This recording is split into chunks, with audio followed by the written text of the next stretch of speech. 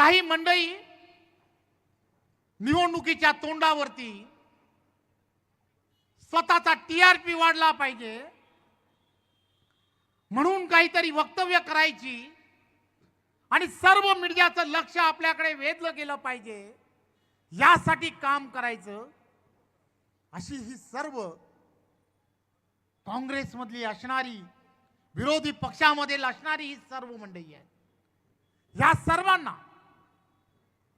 सर्वांना तुम्हाला आम्हाला सर्वांना देशातील जनतेने तर धडा शिकवलाच आहे, परंतु तुम्हाला आम्हाला सर्वांना या सर्व विषयांकडे गांभीर्याने लक्ष देणं अत्यंत गरजेचं आहे. ही लढाई जी आहे, ही लढाई देशाचे पंतप्रधान नरेंद्र मोदीजी ही जे व्हायला 2014 पासून पंतप्रधान झाल्यापासून लढतायत. या देशामध्ये असणारे अनेक एनजीओज काही अतिरेकी कारवाया, शहरी भागामधील असणारे नक्षलीकरण, या सगळ्या गोष्टी मोठ्या प्रमाणात करतायत. आपलं सर्वांचं लक्ष विचलित झालं पाहिजे यासाठी विशेष असे प्रयत्न करतायत. त्यामुळे तुम्ही आम्ही सर्वजण या शहरातील असणारे नागरिक म्हणून, एक सिव्हिलियन म्हणून तुमची आणि आमची जबाबदारी फार मोठी आहे. लोकसभेच्या निवडणुकीच्या काळामध्ये एक नेरेटिव्ह तयार झाला, फेक नेरेटिव्ह. संविधानाच्या संदर्भामध्ये हे संविधान बदलणार आहेत अशा पद्धतीने लोकांसमोर खोट्या पद्धतीने खोटं, आणि ही सर्व मंडळी खोटं एवढं बोलतात, रेटून बोलतात की कधी कधी खोटं सुद्धा लोकांना खरं वाटतं. आणि त्यामुळे या नेरेटिव्ह जो खोटा आहे याच्याकडे सुद्धा लक्ष ठेवणं हे अत्यंत गरजेचं आहे. आपल्यामध्ये सुद्धा असणारी अनेक मंडळी रोज खोटं बोलणं, रोज खोटं बोलत गेल्यानंतर कधीतरी असं वाटतं, अरे हा एवढं बोलतोय, कदाचित यामध्ये काहीतरी सत्यता असू शकते. परंतु एक गोष्ट मला आपणा सर्वांना सांगायची आहे, 24 तासापैकी पूर्णच्या पूर्ण 24 तास देशाबद्दल विचार करणं, प्रत्येक त्या नागरिकाबद्दल विचार करणं, 24/7 ज्याला म्हणतात, फक्त ना फक्त देश आणि देशहित हा विचार जर कोण करत असेल तर तो एकमेव पक्ष आहे आणि तो नरेंद्र मोदीजींचा पक्ष आहे आणि तो भारतीय जनता पार्टी है. मैं किसी को खाने नहीं दूंगा और खुद भी नहीं खाऊंगा. अरे बोलायला हिम्मत लागते, हे बोलायला हिम्मत लागते. 11 वर्षामध्ये एकही कोणी आरोप करू शकत नाही, कारण माझ्या देशाचे पंतप्रधान, तुमच्या आमच्या सर्वांचे नेते एवढे पारदर्शक आहेत की तुम्ही आम्ही सर्वजण एक कुटुंब प्रमुख म्हणून, आपलं परिवार आहे हे डोंबिवलीकर म्हणून तुम्ही आम्ही सर्वजण राष्ट्रीयत्वाच्या धाग्याने जोडले गेलेलो आहोत. राष्ट्रीयत्वाचा धागा या शहरामध्ये एवढ्या भक्कमपणे गुंतला गेला आहे की या राष्ट्रीयत्वाच्या धाग्याला अजून भक्कम करणं महाराष्ट्राचे लोकप्रिय मुख्यमंत्री आदरणीय देवेंद्रजी, हे देवेंद्रजी ज्या वेळेला विचार करतात की या महाराष्ट्राला 1 ट्रिलियन इकॉनॉमी पर्यंत घेऊन जायचं आहे, ट्रिलियन इकॉनॉमी पर्यंत घेऊन जाणं याचा अर्थ लक्षात घ्या की महाराष्ट्रातील असणारा प्रत्येक रोजगार, तरुणाच्या हाताला रोजगार मिळाला पाहिजे यासाठी विचार करणं. अनेक पक्ष आहेत की जे सत्तेसाठी काम करू शकतात, परंतु देश आणि राज्य पुढे गेलं पाहिजे, एक दूरदृष्टी असली पाहिजे. आणि ही दूरदृष्टी असणारे नेते देवेंद्र फडणवीस हे महाराष्ट्राचं आज नेतृत्व करतायत. 2014 ते 2019 महाराष्ट्र प्रत्येक क्षेत्रामध्ये एक नंबर होता. आणि मध्यंतरीचा काळ तुम्हाला आम्हाला सर्वांना माहित आहे. तुम्ही आम्ही सर्वजण महाविकास आघाडीच्या काळामध्ये अनेक अशा आपल्या कार्यकर्त्यांवरती पदाधिकाऱ्यांवरती झालेले अन्याय, खोट्या केसेस या तुम्ही आम्ही सर्वांनी पाहिल्या. आणि पुन्हा महायुतीचं सरकार आलं, देवेंद्रजींच्या नेतृत्वातलं सरकार आलं. या 1 वर्षामध्ये देवेंद्रजींनी महाराष्ट्राला गतिमान करण्याचं काम केलंय. हे गतिमान करताना प्रत्येक स्थानिक स्वराज्य संस्था सुद्धा सबका साथ सबका विकास, सबका साथ सबका विकास, विश्वास आणि प्रयास या चारही गोष्टींचा मेळ देवेंद्रजींच्या प्रत्येक कामामध्ये आहे. कर्तृत्ववान मुख्यमंत्री ज्याला म्हणतात, पूर्णच्या पूर्ण देशभरामध्ये असणारा प्रत्येक उद्योग धंदा, जगभरामधली असणारी एफडीए ही महाराष्ट्रात आली पाहिजे.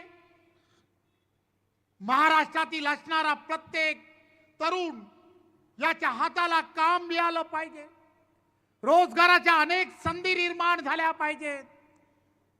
देशाचे पंतप्रधान नरेंद्र मोदीजी 2047 ला हा देश महासत्ता झाला पाहिजे, परमवैभवाच्या दिशेने गेला पाहिजे असा ज्यावेळेला विचार करतात, त्यावेळेला महाराष्ट्राचे मुख्यमंत्री देवेंद्रजी हे सुद्धा महाराष्ट्राला त्या दिशेने नेण्यासाठी आणि प्रत्येक त्या महानगरपालिका,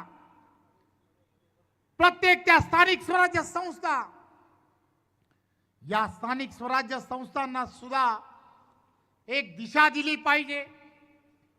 पूर्वीचा काळ तुम्ही पाहिलाय, देवेंद्रजींच्या नेतृत्वात देवेंद्रजी नेहमी सांगण्याचा प्रयत्न करतायत, मी कोणावरती टीका करत नाहीये, मला कोणावरती टीका करायची नाहीये, परंतु या स्थानिक स्वराज्य संस्था चांगल्या विचाराच्या असणाऱ्या व्यक्तींच्या हातामध्ये, चांगल्या असणाऱ्या विचारांच्या असणाऱ्या पक्षाच्या हातामध्ये म्हणजे भाजपाच्या हातामध्ये द्या. 15 तारखेचं मतदान कमळाला करा. 15 तारखेचं मतदान कमळाला एक दिवस करा. 5 वर्ष तुमच्या सर्वांची जबाबदारी, 5 वर्ष तुमच्या सर्वांची जबाबदारी मी देवेंद्र फडणवीस म्हणून घेईन असा सांगणारा कर्तृत्ववान मुख्यमंत्री आपल्याला लाभलाय. माझी आपल्या सर्वांना विनंती आहे की इथला असणारा प्रत्येक प्रश्न, इथले असणारे प्रत्येक विषय,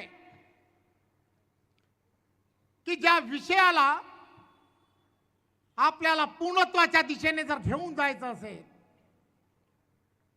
तर पारदर्शकपणे काम करणारा असं कोणीतरी महापौर त्या ठिकाणी असणं हे अत्यंत गरजेचं आहे. हे सर्व करण्यासाठी माझ्या इथे मोठ्या प्रमाणामध्ये माता भगिनी इथे या ठिकाणी उपस्थित आहेत. एक गोष्ट लक्षात घ्या, भूलथापांना बळी पडू नका. अनेक जण आपल्याला वेगवेगळ्या पद्धतीने भूलथापा देतील. अनेक जण गाडींच्या काचा सुद्धा खाली करत नाहीत. अनेक जण निवडणुकीच्या पार्श्वभूमीवरती तुमच्या समोर येतील, पण 24/7 तुमच्या बरोबर असणारा रवी चव्हाण याला विसरू नका, एवढंच फक्त सांगायसाठी मी इथे आलो आहे. जबाबदारी तुमच्याकडे आहे. कमळाला मतदान म्हणजे नरेंद्र मोदीजींना मतदान, कमळाला मतदान म्हणजे देवेंद्र फडणवीसांना मतदान, आणि कमळाला मतदान म्हणजे या भागातील असणाऱ्या प्रत्येक माता भगिनी असेल, प्रत्येक जण की जो सकाळी उठून नोकरी निमित्त मुंबईच्या दिशेने जातो, त्याच्या असणाऱ्या अनंत अडचणी, वाहतुकीची असणारी प्रत्येक कोंडी, या सगळ्या गोष्टी तुम्हाला आम्हाला सर्वांना येणाऱ्या काळामध्ये जर पूर्ण करायच्या असतील, मेट्रोचं असणार जाळं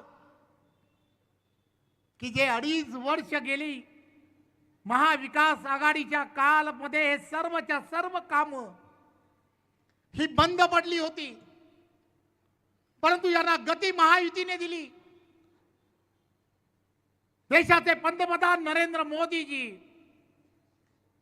यांनी इन्फ्रास्ट्रक्चर मध्ये